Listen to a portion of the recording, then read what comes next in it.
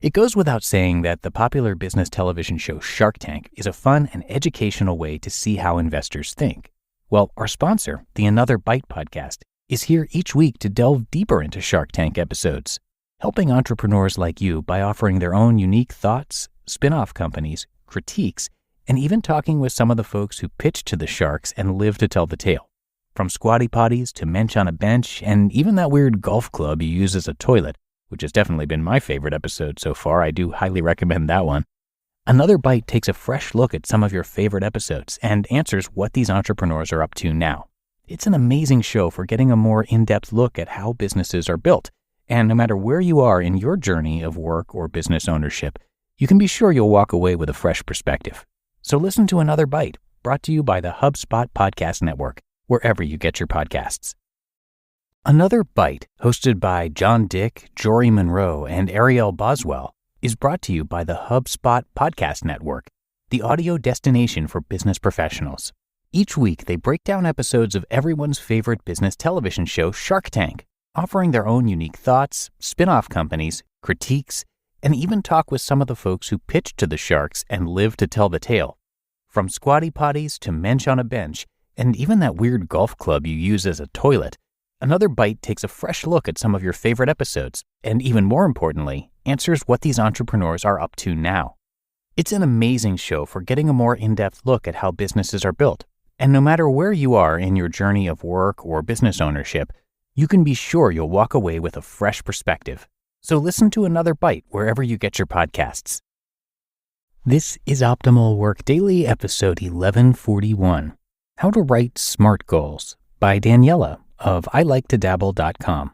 And I'm Dan, I am your host and narrator, and welcome back to another episode of Optimal Work Daily, where I read to you from these great blogs that we find on entrepreneurship, productivity, work-life balance, and so much more. And so let's get to the post now for today as we hear from Daniella and optimize your life. How to Write Smart Goals by Daniella of iliketodabble.com. Do you know the difference between a dream and a goal? When I first learned about goal setting, I set something super vague, like I want to improve at writing. That's not exactly a goal, it's more of a dream. And there's nothing wrong with having dreams. But if you want to accomplish them, you'll have to drive down and get more specific. That's where SMART goals fit in. A SMART goal is a goal that helps you realistically put together a game plan for your next steps and elevate any goals that you might have. Whether you want to get a remote job, start a side hustle, pivot your career, make more money, or whatever it is, you're going to need a plan to get there. That's where SMART goals come in. They help you literally create that plan you need to reach your goals. I put together this quick and dirty guide to help you improve your goal setting using the SMART goal method. What is a SMART goal? SMART is an acronym for specific, measurable, achievable, realistic, and timely. It's a guidepost for your goal-setting adventures.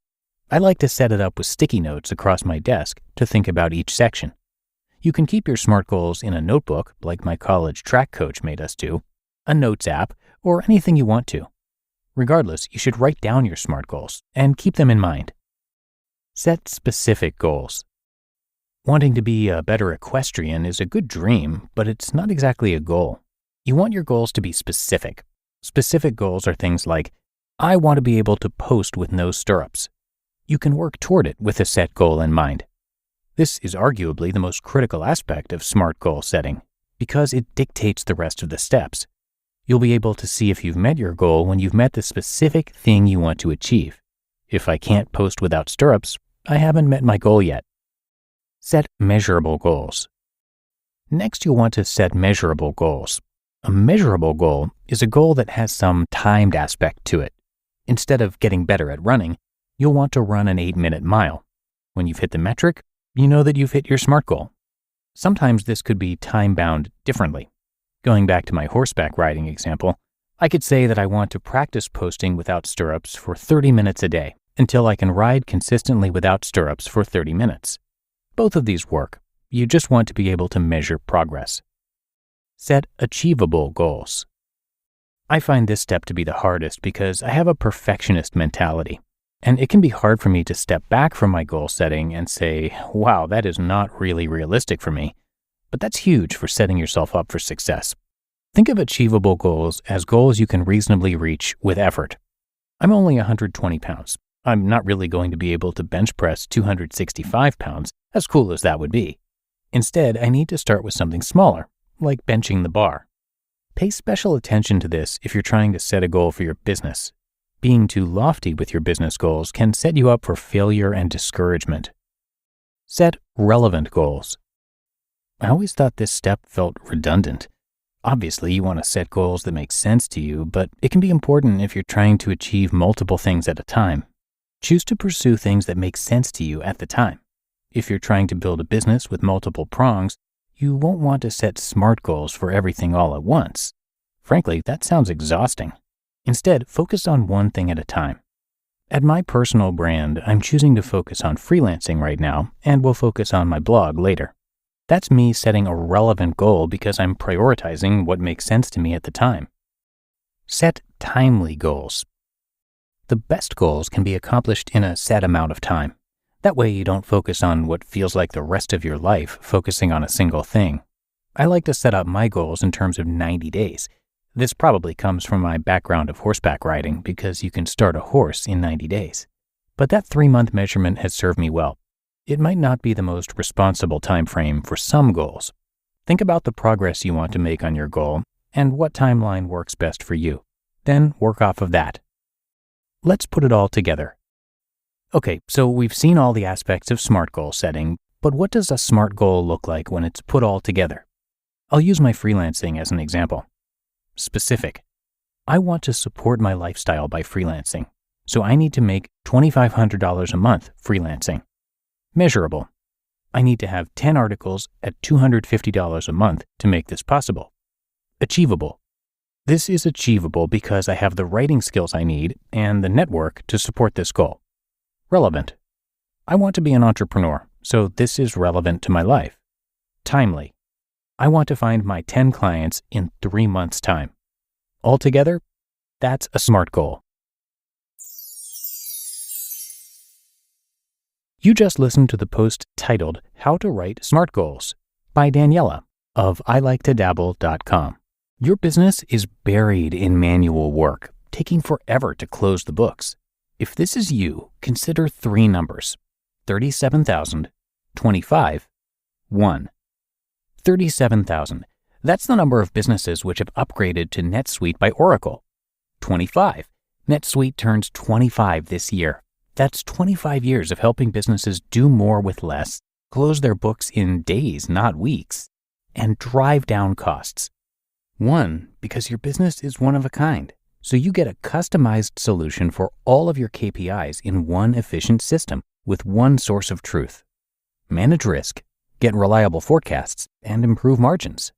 NetSuite is giving you the power of having all your information in one place, helping you to make better, more driven decisions as a business owner. Everything you need to grow, all in one place. And you really can't put a price on the power and efficiency that comes with having all of your processes streamlined like this. This is truly an unprecedented offer. Right now, download NetSuite's popular KPI checklist, designed to give you consistently excellent performance, absolutely free at netsuite.com/startup. That's netsuite.com/startup to get your own KPI checklist. netsuite.com/startup. Effective ad spend that results in verified, incremental sales is more important than ever. That's why you need the Ibotta Performance Network. The Ibotta Performance Network enables brands to meet shoppers where they are, at scale. Partnering with over 2,000 industry-leading brands, the Ibotta Performance Network, or IPN, is the #1 consumer rewards platform for brands and retailers. They deliver targeted promotions, incremental sales, and unrivaled data analytics to measure real-time sales in stores and online. That means advertisers only pay when it leads to a verified unit sold, and you're connected with over 120 million shoppers nationwide.